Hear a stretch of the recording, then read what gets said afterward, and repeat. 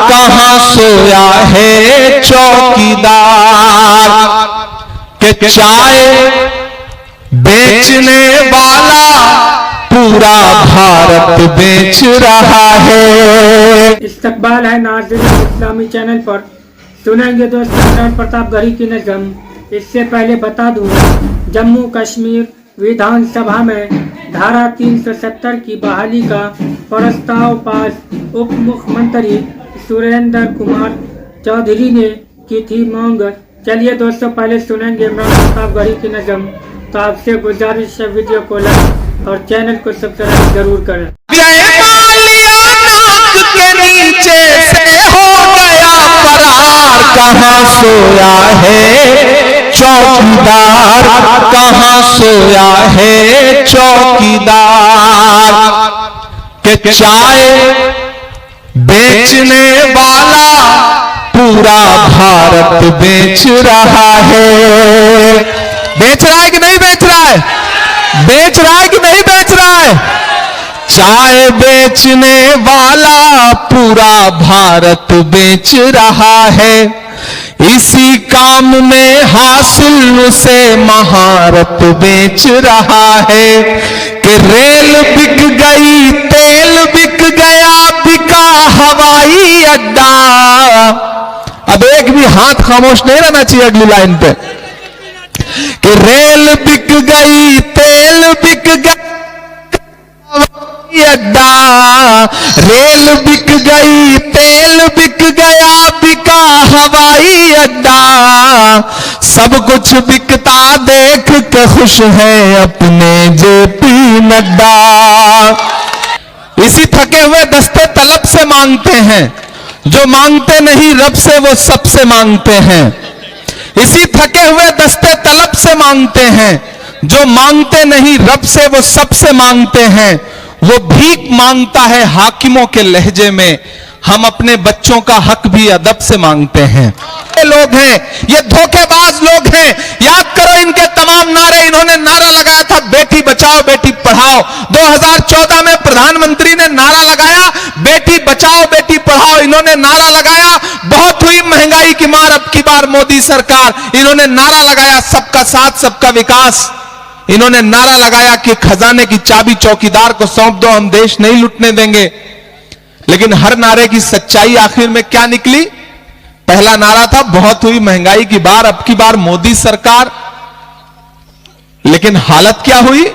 जो petrol diesel 58 रुपए litre बिकता था वो 100 रुपए के पास पहुंच गया। यह है इनके नारे की सच्चाई। जो गैस सिलेंडर 350 रुपए 400 रुपए का बिकता था वो 1000 रुपए के पार पहुंच गया। यह है इनके नारे की सच्चाई। क्या नहीं महंगा हो गया? मैंने तो देश की पार्लियामेंट में खड़े होकर के नरेंद्र मोदी जी से आंख मिला के कहा था कि भाजपा की सरकारें वो सरकारें हैं जो अपनी पसंद की फिल्मों पर टैक्स फ्री करती हैं और कफन पर जीएसटी लगाती हैं, टैक्स लेती हैं। शर्म। ये भाजपा की सरकारें वो सरकारें हैं। इसीलिए इनके झांसे में मत आइएगा। ये धोखेबाज लोग हैं। ये नारा कुछ और लगाएंगे, करेंगे कुछ और। इन्होंने नारा लगाया था बेटी बचाओ बेटी पढ़ाओ, याद है प्रधानमंत्री का ये नारा। और फिर इस नारे की सच्चाई क्या निकली कि हाथरस में एक दलित बिटिया के साथ जब बलात्कार हुआ तो उसकी लाश को रात के 2 बजे बिना परिवार की मर्जी के भाजपा की सरकार ने पुलिस लगा करके रात के 2 बजे जलवा दिया। यह है भाजपा के नारे की सच्चाई। जंतर मंतर पर पार्लियामेंट से महज 500 मीटर की दूरी पर जंतर मंतर पर ओलंपिक पदक लाने वाली बेटियां जब अपना हक मांगने के लिए बैठी तो दिल्ली पुलिस ने उन ओलंपिक लाने वाली बेटियों को, पहलवान बेटियों को दिल्ली की सड़कों पे घसीटने का काम किया। यह है इनके नारे की सच्चाई। इनके झूठ के नारे के चक्कर में कभी मत पड़िएगा। हम बावाज़े बुलंद बोलेंगे। मैं इसलिए जिंदा हूं कि मैं बोल रहा हूं, दुनिया किसी गूंगे की कहानी नहीं लिखती। मेरे भाई, इस बड़ी लड़ाई में मैं आपके बीच में अपना दामन फैला करके कांग्रेस प्रत्याशी के लिए, गठबंधन प्रत्याशी के लिए अपील करने आया हूं कि इस लड़ाई में आपको साथ देना है। मैं एक नज्म आपको सुनाता हूं। वो नज्म नहीं सुनाऊंगा तो आपको लगेगा कि मैं इतनी दूर आया था और ऐसे खामोशी से चला गया। याद करिए वो नारा प्रधानमंत्री जी का 2014 में कि भाई देश के खजाने की चाबी हमें सौंप दो, हम देश नहीं लूटने देंगे। याद है वो नारा? मैं चौकीदारी करूंगा। अब तो मैं उसी चौकीदार से पूछना चाहता हूं कि कहां सोया है चौकीदार। आप लोग थक गए हैं क्या? तो मुझे लगना चाहिए कि मैं जिंदा दिल लोगों के बीच में खड़ा हूं। मुझे ऐसा ना लगे कि मैं सोए हुए लोगों के बीच में खड़ा हूं। हौसले के साथ देखिए, चुनाव जो है ना वो जज्बे से लड़ा जाता है, हौसले से लड़ा जाता है। जंग में कागजी अफराद से क्या होता है, हौसला लड़ता है तादाद से क्या होता है। तो आपको उस हौसले के साथ इस इलेक्शन में आगे बढ़ना है। मैं तो पूछ रहा हूं उस चौकीदार से जो झूठ बोल करके चौकीदारी का वादा करके देश की सत्ता पे आया कि कहां सोया है चौकीदार, कहां सोया है चौकीदार। तैयार रहिएगा अगली लाइन पे। कहां सोया है चौकीदार, कहां सोया है चौकीदार। विजय माल्या नाक के नीचे से हो गया फरार। कहां सोया है चौकीदार, कहां सोया है चौकीदार। कि चाय बेचने वाला पूरा भारत बेच रहा है। बेच रहा है कि नहीं बेच रहा है? बेच रहा है कि नहीं बेच रहा है? चाय बेचने वाला पूरा भारत बेच रहा है। इसी काम में हासिल उसे महारत बेच रहा है। कि रेल बिक गई, तेल बिक गया, बिका हवाई अड्डा। अब एक भी हाथ खामोश नहीं रहना चाहिए। अगली लाइन। बिस्मिल्लाहिर्रहमानिर्रहीम। हज़रत अब्दुल्लाह बिन उमर रज़ी अल्लाह अन्हुमा से रवायत है कि रसूलुल्लाह सल्लल्लाहु अलैहि वसल्लम ने इरशाद फरमाया, क़यामत से पहले दज्जाल निकलेगा और वह 40 तक ठहरेगा।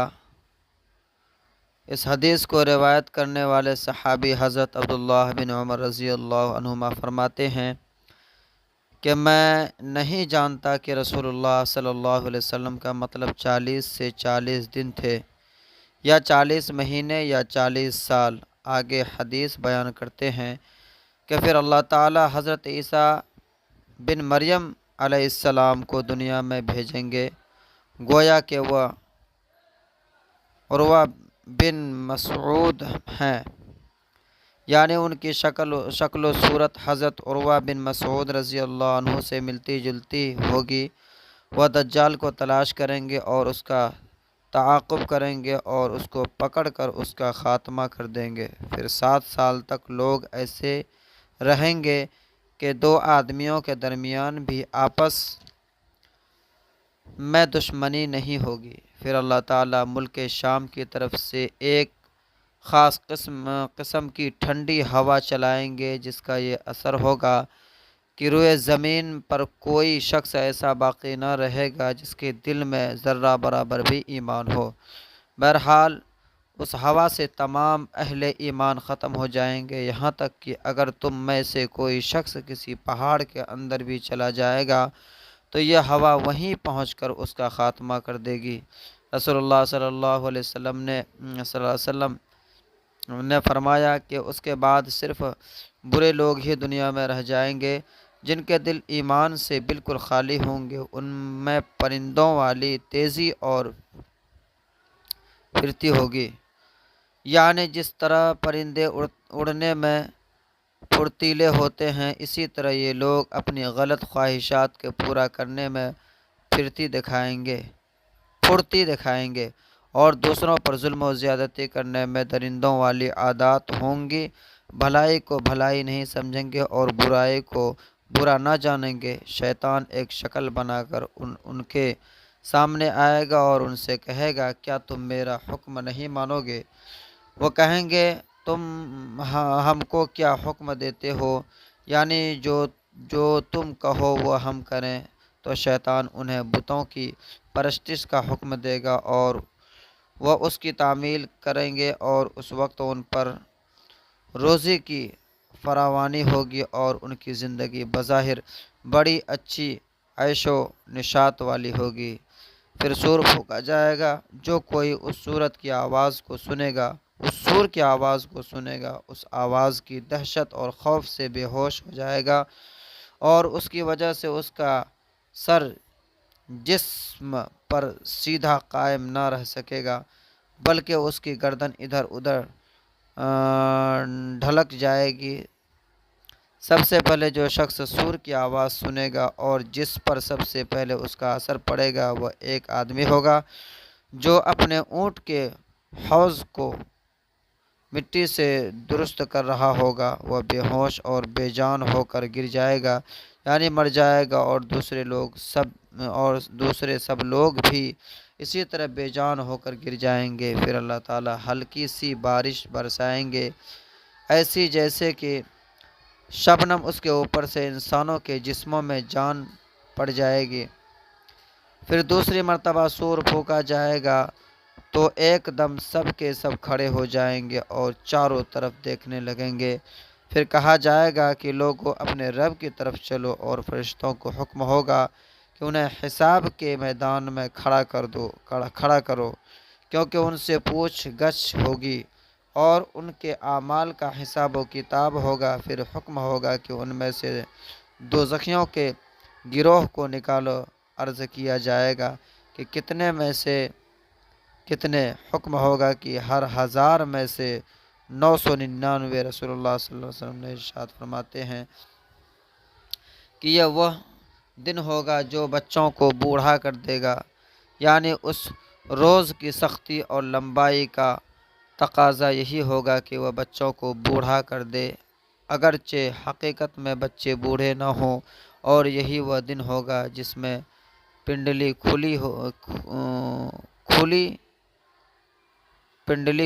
खोली जाएगी, यानी जिस दिन अल्लाह ताला ख़ास किस्म का ज़ुहूर फरमाएंगे।